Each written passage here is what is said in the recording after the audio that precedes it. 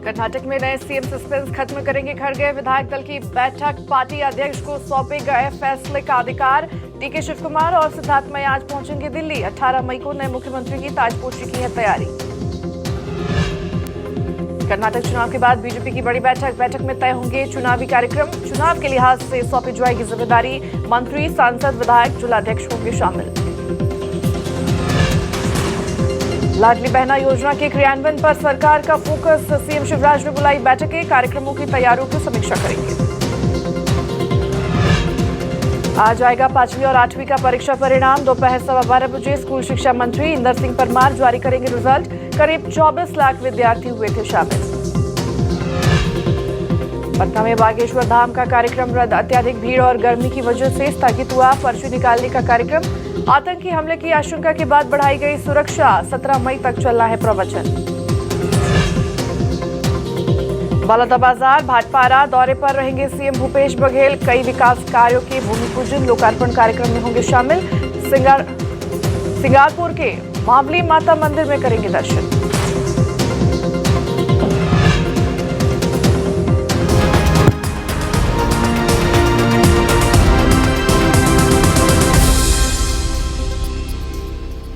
नमस्कार, न्यूज 24 मध्य प्रदेश छत्तीसगढ़ देख रहे हैं आप और मैं हूं आपके साथ ऐश्वर्या दुबे। बुलेटिन की शुरुआत करेंगे, पूरे छत्तीसगढ़ की खबर आप तक पहुंचाएंगे और शुरुआत सबसे पहले यहां एक बड़ी खबर से करते हैं। आज सीएम भूपेश बघेल का बलौदाबाजार और भाटपारा दौरा रहने वाला है। बलौदाबाजार और भाटापारा दौरे पर पहुंचेंगे मुख्यमंत्री भूपेश बघेल। विकास कार्यों के भूमि पूजन और लोकार्पण कार्यक्रम में शामिल होंगे। तो कहा जा रहा है कि दोपहर 12 बजे सिंगारपुर के मावली माता मंदिर में दर्शन करेंगे मुख्यमंत्री और फिर दोपहर 12:30 बजे कडार में रीपा द्वारा संचालित कार्यों का निरीक्षण करेंगे। भेंट मुलाकात कार्यक्रम में भी शामिल होंगे सीएम बघेल। ज्यादा जानकारी के साथ संवाददाता नेहा केशरवानी हमारे साथ जुड़ी हुई हैं। नेहा का रुख करेंगे। नेहा, मुख्यमंत्री भूपेश बघेल आज बलौदाबाजार और भाटापारा दौरे पर रहने वाले हैं। कितना महत्वपूर्ण उनका ये दौरा, क्या जानकारी उनके दौरे को लेकर? बिल्कुल, देखिए ये दौरा उनका काफ़ी महत्वपूर्ण माना जा रहा है क्योंकि लगातार जो है सीएम बघेल का भेंट मुलाकात कार्यक्रम जारी है। 80 विधानसभा क्षेत्रों में उन्होंने भेंट मुलाकात कार्यक्रम जो है किया है और उसी सिलसिले में आज जो है बलौदाबाजार जिले में ग्राम कराड़ में आज भेंट मुलाकात की चौपाल जो है वो सीएम बघेल की लगने वाली है। जो शेड्यूल जारी हुआ है उसके मुताबिक सुबह 11:30 बजे जो है रायपुर हेलीपैड से वे सीधे बलौदाबाजार जिले के लिए रवाना होंगे और सबसे पहले जो है वो मावली माता मंदिर में दर्शन करेंगे। उसके बाद जो है विभिन्न जो लोकार्पण और विकास कार्यों की सौगात है वो सीएम बघेल करेंगे। भूमि पूजन का कार्यक्रम रखा गया है। उसके बाद जो है दोपहर 2 बजे भेंट मुलाकात का जो दौर है वो दोपहर 2 बजे शुरू हो जाएगा। ग्राम कराड़ में जो है वो सब चौपाल लगेगी। तो जो जनता होती है उससे भी काफ़ी ज़्यादा इंतज़ार होता है कि कोई प्रदेश का मुखिया है वो जो है उसकी चौपाल लग रही है और इस पूरे भेंट मुलाकात कार्यक्रम के जरिए ही जो है वो सीएम बघेल अपनी योजनाओं का फीडबैक लेते हैं। सरकार की जो भी योजनाएं संचालित हो रही है उसका क्या फीडबैक आता है ये फीडबैक लेते हैं और इसी तरीके से जनता को भी जो है इसी चौपाल के माध्यम से डायरेक्टली सरकार से ये कहने का मौका मिल जाता है, अपनी समस्याएं सुनाने का मौका मिल जाता है। तो आज चौपाल है ग्राम कराड़ में लगेगी। उसके बाद शाम जनप्रतिनिधि मंडलों से मुलाकात होगी और फिर शाम को रायपुर वापसी होगी। बिल्कुल महत्वपूर्ण दौरा और जनता से भी रूबरू होते हुए नजर आएंगे मुख्यमंत्री। ठीक है, बने रहिए नेहा, आगे भी खबरों पर अपडेट आपसे लेंगे। और इस बीच खबर अब रायपुर से, जब बता दें कि अचानक बिगड़ी विधायक रेणु जोगी की तबीयत। कहा जा रहा है कि विधायक रेणु जोगी को नारायणा अस्पताल में भर्ती किया गया है। अमित जोगी ने ट्वीट कर इसकी जानकारी दी। उन्होंने कहा, मई का महीना ही मेरे परिवार के लिए अपशगुन है। आज अचानक मम्मी की तबीयत बिगड़ गई। तो बेटे अमित जोगी ने क्या कुछ ट्वीट करके कहा है, देखिए आपको टीवी स्क्रीन पर ग्राफिक्स के माध्यम से आपको दिखा रहे हैं। अचानक बिगड़ी रेणु जोगी की तबीयत, जिसको लेकर के उनके बेटे ने ट्वीट करके ये जानकारी दी है। तो नारायणा अस्पताल में उन्हें शिफ्ट किया गया है। मैं पापा की समाधि को अंतिम रूप देने गौरेला आया था, किंतु अभी खबर लगते ही रायपुर के लिए रवाना हो रहा हूं।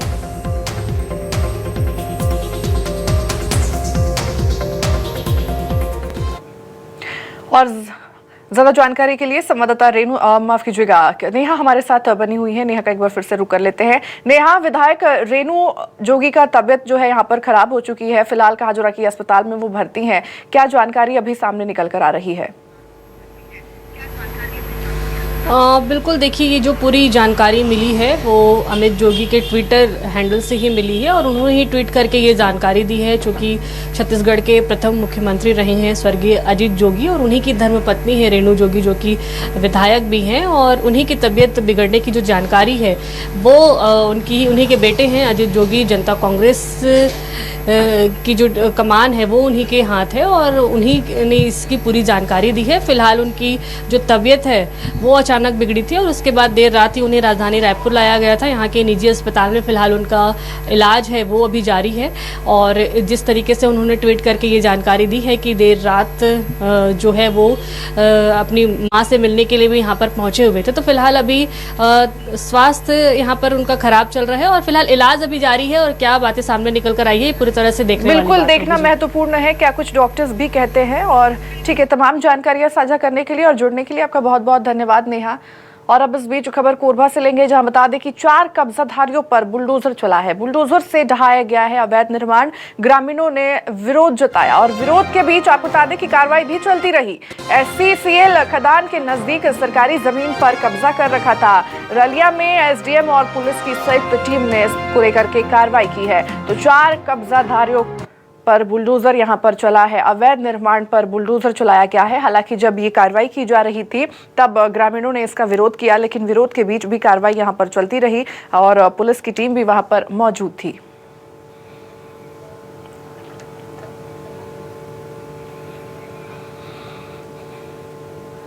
दंतेवाड़ा में आग का तांडव देखने को मिला है। तेंदुपत्ता से भरे ट्रक में अचानक आग लग गई। गीदम थाना क्षेत्र के रोजे गांव की घटना देखिए सामने आ रही है, जहां ट्रक और तेंदुपत्ता जल करके खाक हुआ है। ट्रक ड्राइवर ने अपनी जान बचाई है। शॉर्ट सर्किट बताया जा रहा है आग लगने का कारण। तो दंतेवाड़ा में देखिए आग का तांडव यहां पर देखने को मिला। तेंदुपत्ता से भरे ट्रक में यहां पर आग लग गई। हालांकि ट्रक ड्राइवर ने कूद करके अपनी जान बचा ली।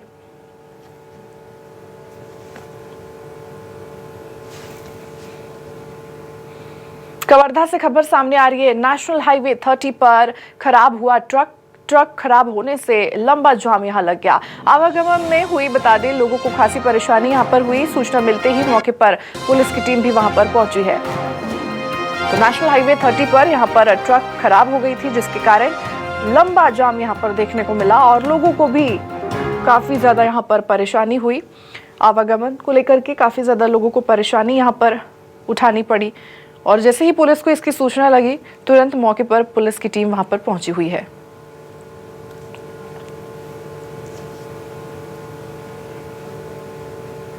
भानुप्रतापपुर में फिर पहुंचा हाथी। ग्रामीणों ने वन विभाग को इसकी सूचना दी है। ग्रामीणों से सावधान रहने की अपील की गई है।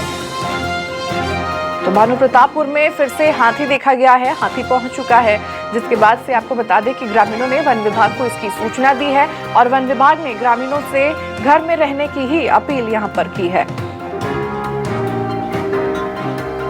तो भानुप्रतापपुर में हाथी पहुंच आया है, जिसके बाद से इस हाथी को कुछ ग्रामीणों ने यहां पर देखा है और वन विभाग को इसकी सूचना दी गई। वन विभाग ने सभी ग्रामीणों से अपील की है कि फिलहाल घर में ही रहे जब तक हाथी को वहां से रेस्क्यू नहीं कर लिया जाता।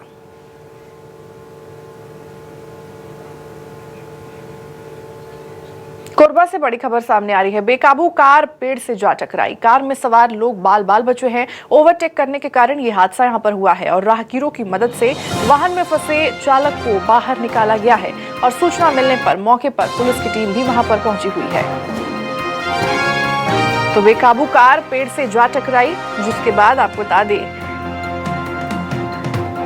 कि कार में सवार सभी लोग कहा जा रहा है कि बाल बाल बचे हुए हैं और राहगीरों की मदद से कार ड्राइवर को यहां पर बाहर निकाला गया है। हालांकि इस पूरी घटना को लेकर के पुलिस को भी सूचना दे दी गई है और मौके पर पुलिस भी पहुंच चुकी है।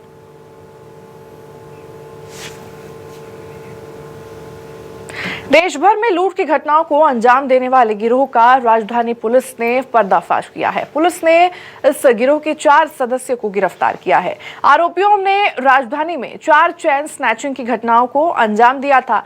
सभी आरोपी बिहार के एक गांव कोढ़ा के रहने वाले बताए जा रहे हैं। इस गिरोह को कोढ़ा गिरोह के नाम से जाना जाता है। आरोपियों ने 4 वारदातों को अंजाम दिया था, जिसके बाद पुलिस ने एक टीम बनाई और सभी मामलों की तफ्तीश यहां पर शुरू कर दी गई। आरोपी काफी शातिर बताए जा रहे हैं, जो पहले एक 2 पहिया चोरी करते और उसका नंबर बदलकर लूट और फिर चेन स्नैचिंग की वारदात को अंजाम देते थे। जो कोढ़ा गैंग है, बिहार के कटिहार जिले से लोग हैं और इन लोग मिल करके चेन स्नैचिंग का इन लोग काम करते रहे हैं, फर्जी नंबर प्लेट के माध्यम से, ताकि सीसीटीवी में आ भी जाए तो भी इनको ट्रेस करना मुश्किल हो। उस हिसाब से लोगों ने फर्जी नंबर प्लेट का इस्तेमाल करते हैं। खुजली पाउडर भी इन लोगों से मिला है ताकि विक्टिम्स का ध्यान भटकाया जाए और उसके माध्यम से लोग इस तरीके की क्रिमिनल घटनाओं को अंजाम दिया है। तो ब्रेक के बाद एक बार फिर आप सभी का स्वागत है। खबरों की ओर आगे बढ़ते हैं। नक्सलियों को लेकर के सीएम शिवराज और मुख्यमंत्री बघेल के बीच जुबानी जंग यहां पर छिड़ गई है। सीएम शिवराज ने जहां एमपी को नक्सलियों से मुक्त बताया है और छत्तीसगढ़ को नक्सलियों की जगह, वहीं मुख्यमंत्री बघेल ने कहा कि शिवराज सिंह ने उल्टा बयान दे दिया, छत्तीसगढ़ से भागकर अब नक्सली एमपी की ओर जा रहे हैं। तो ये जुबानी जंग यहां पर देखने को मिली। छत्तीसगढ़ और मध्य प्रदेश के मुख्यमंत्री के बीच जुबानी जंग यहां पर देखने को मिली नक्सलियों को लेकर के।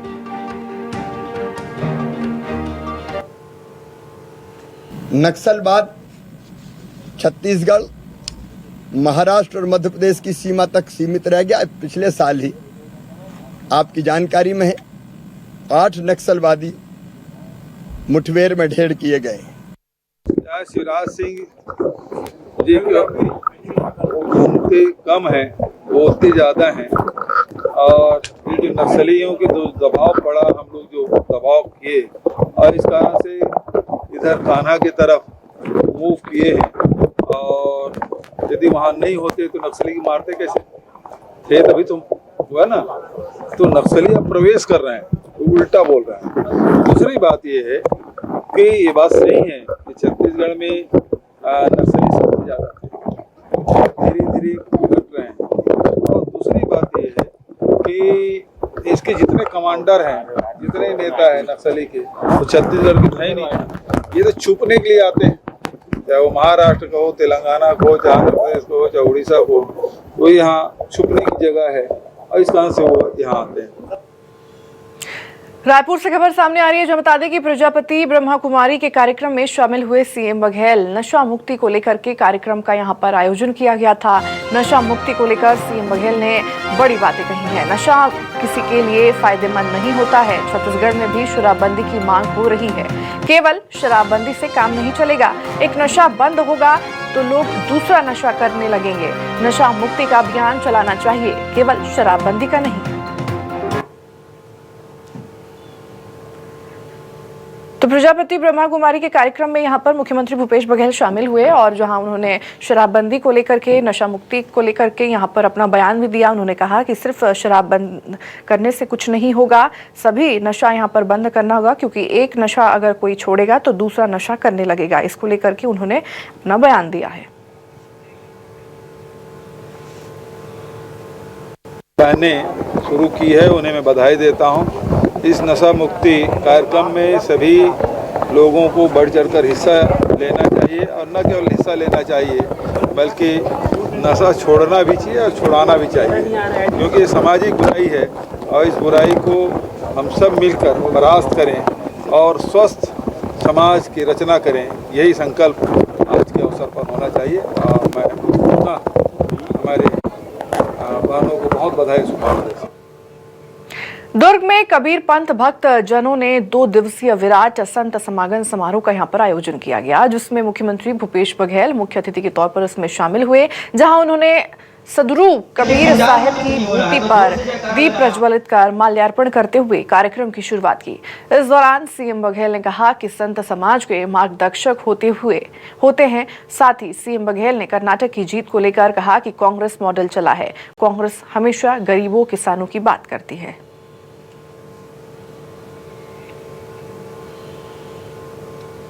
कांग्रेस हमेशा गरीब वर्ग के लिए, किसानों के लिए, युवाओं के लिए, महिलाओं के लिए कार्यक्रम लेके चलती है। हमेशा कांग्रेस के आप देखेंगे आज़ादी के पहले से लेकर आज़ादी के बाद तक, आज तक के, हमेशा लोगों को अधिकार संपन्न बनाने की बात करें। अधिकार संपन्न के साथ साथ जब भी मौका मिला है कांग्रेस पार्टी उस प्रकार की योजनाएं कर लाती है जिससे लोग लाभान्वित हो सके, जीवन स्तर ऊपर उठ सके। लेकिन अभी आप देखेंगे भारतीय जनता पार्टी जब से सरकार में आई है, ये धर्मांधता के नाम से नफरत फैलाने का काम, उनको तो सत्ता मिल जाती है लेकिन समाज में हिंसा और घृणा का वातावरण फैल जाता है। तो ये कर्नाटक की जनता ने इसको नकार दिया है। खबर रायपुर से, जहां 16 जून को होगा नए शिक्षा सत्र का आगाज। कहा जा रहा है कि स्कूल में बच्चों के स्वागत के लिए जोरों पर तैयारी है। स्कूली शिक्षा मंत्री डॉक्टर प्रेमसाय सिंह टेकाम ने कहा है कि छात्रों को पुस्तक और साइकिल के लिए नहीं करना पड़ेगा इंतजार। अधिकारियों को निर्देशित कर दिया गया है।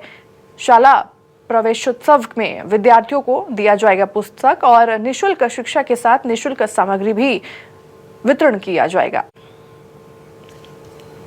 छत्तीसगढ़ में शाला प्रवेश उत्सव धूमधाम से मनाया जाता है। बच्चों का आत्मिक स्वागत किया जाता है ताकि उनको ऐसा ना लगे कि वो घर छोड़कर कहीं और आ गए हैं। तो इस बार क्या कुछ तैयारी है, मंत्री जी हमारे साथ मौजूद हैं, स्कूल शिक्षा मंत्री जी हैं डॉक्टर प्रेमसाय सिंह टेकाम जी। मंत्री जी, क्या तैयारी है शाला प्रवेश उत्सव को लेकर और कब मनाना है? देखिए, अभी तो स्कूल बंद है और हम लोग का जो शैक्षणिक सत्र शुरू होगा 16 जून को शुरू होगा। उस समय हम लोग शाला प्रवेश उत्सव मनाते हैं। तो इस बार हम लोग जब मनाएंगे तो उस समय बच्चों के लिए जो स्कूल की मरम्मत, स्कूल की पुताई, लिपाई पुताई बेहतर ढंग से हो, बच्चों की किताबें पहुंच गई होना चाहिए वहाँ पर, क्योंकि पहली से लेके 10वीं तक पाठ्य पुस्तक निगम के द्वारा, सरकार के द्वारा किताबें पहुँचा जाती है। तो किताबें पहुँच जाए वहाँ, एक सेट ड्रेस पहुँच जाए, साइकिल के लिए मतलब वहाँ पहुँच जाए ताकि उनकी खरीदी हो सके। बच्चियां हैं जो कक्षा 9वीं में जाने वाली जो बच्ची हैं, बालिका हैं, वो अपने घर से पढ़ाई के लिए आगे बढ़े और ये कहीं ना कहीं महिला शिक्षा को आगे बढ़ाने के लिए, बालिका शिक्षा को आगे बढ़ाने के लिए साइकिल जो है यहाँ पे जो दिया जा रहा है। कैमरामैन चोलाराम के साथ सत्या राजपूत, न्यूज़ 24 रायपुर। छत्तीसगढ़ में बीजेपी की चुनावी तैयारियां तेज हो चुकी है। बीजेपी प्रदेश प्रभारी ओम माथुर छत्तीसगढ़ आएंगे। सह प्रभारी नितिन नवीन भी उनके साथ रहेंगे। तो शाम 4 बजे पहुंचेंगे रायपुर एयरपोर्ट और 16 मई को कुशाभाऊ ठाकरे परिसर में कार्य समिति की बैठक लेंगे। कार्यकर्ताओं नेताओं से मुलाकात करेंगे और मुलाकात कर आगामी विधानसभा चुनाव की यहां पर रणनीति भी बनेगी।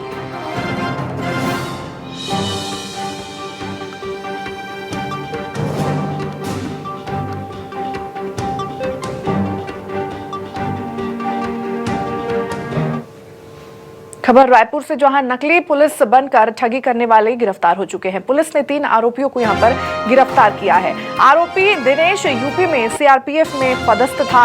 टिकरापारा थाना क्षेत्र का ये पूरा मामला बताया जा रहा है। तो नकली पुलिस बनकर ठगी करने वाले यहां पर गिरफ्तार हो चुके हैं। ये बड़ी जानकारी देखिए सामने आ रही है। पुलिस ने इन तीनों आरोपियों को अपनी गिरफ्त में ले लिया है। तो पुलिस के हत्थे चढ़े हैं ये शातिर ठग।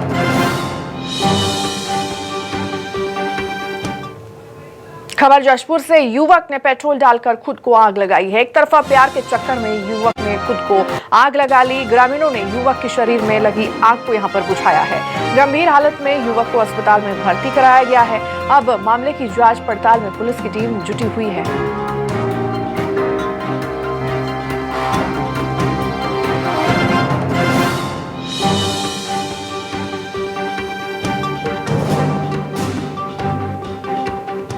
रायगढ़ जिले के 1,500 से ज्यादा स्कूलों को संवारने का काम जोरों पर है। स्कूलों में मरम्मत का काम तेजी से पूरा किया जा रहा है। स्कूल भवन में कक्षाओं और शौचालय की मरम्मत के साथ जरूरत के मुताबिक अतिरिक्त कक्षा निर्माण के साथ भवनों की रंगाई पुताई भी हो रही है, ताकि नवीन शिक्षा सत्र में जब बच्चे स्कूल पहुंचे तो उन्हें उनका स्कूल नए कलेवर में मिले।